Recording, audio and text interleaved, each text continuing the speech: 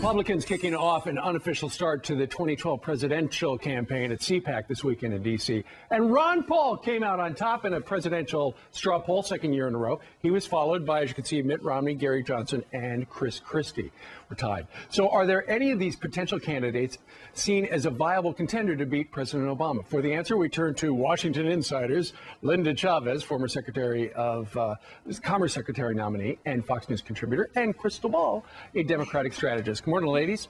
Good morning. Happy Valentine's Day. Thank you very much. Linda, let's start with you. When you look at the people who did well and could be contenders to Obama, according to the poll at CPAC, it would be Ron Paul, but he's not one of the three faces you select as somebody who could actually win. No, I don't think so. I mean, Ron Paul, first of all, has a very, very enthusiastic group of supporters. They're the kind of people who show up at organizations like CPAC, and so that's why he won the straw poll. But I think Mitt Romney is still the lead in terms of the pack on the Republican side.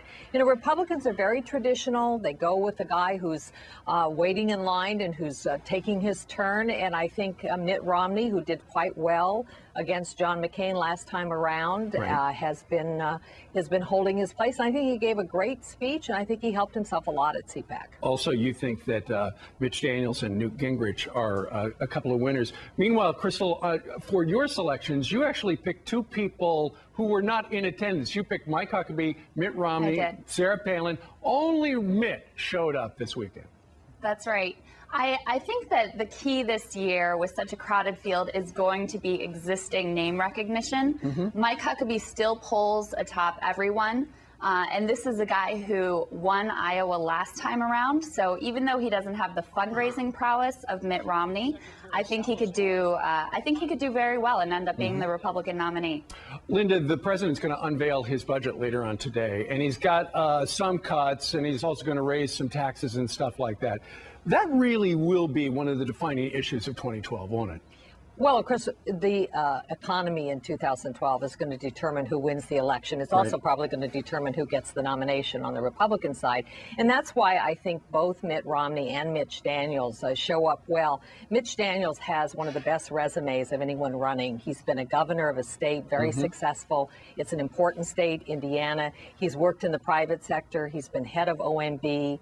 And he really did give a terrific speech talking about the problem with the debt and the hole that we've dug ourselves into. I think that's going to be a big, big asset come 2012. And of course, Crystal, in 2012, that's when the president's got to defend what he did. And you know, to a lot of people, they say that the message of November was time to cut up the credit cards. He's not cutting up the credit cards.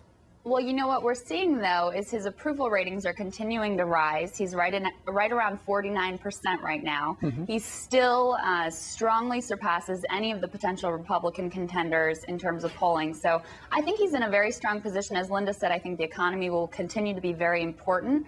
And we're also seeing some positive signs in that direction. So I think the president's got a great shot at getting reelected. All right. Crystal Ball and Linda Chavez, we thank you both, ladies, for joining us on this Valentine's Day morning.